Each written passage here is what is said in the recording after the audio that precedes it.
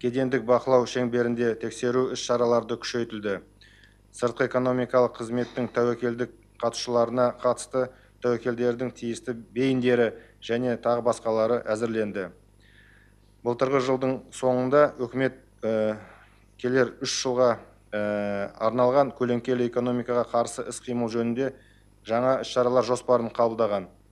Көрсетілген жоспарда кедендік әкімшілендіруді жақсартуға, көлеңкелі экономиканы төмендетуге, сондай-ақ бизнесті ынталандыруға және шағын және орта бизнес субъектілерін көлеңкеден шығару және қолма-қол ақшасыз айналым үлесін ұлғайту жөніндегі жұмысты күшейтуге бағытталған іс-шараларды іске асыру көзделген. Мемлекет басшысы Қазақстан Республикасы үкіметінің кеңейтілген отырысында банкроттық және оңалту саласындағы қолданыстағы заңнаманы қайта қарау қажеттігіне назар аударды.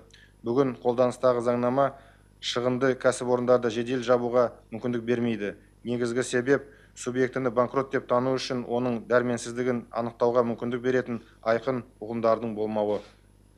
Тиісті заң жобасы қазіргі уақытта әзірленіп парламенттің қарауына енгізілді.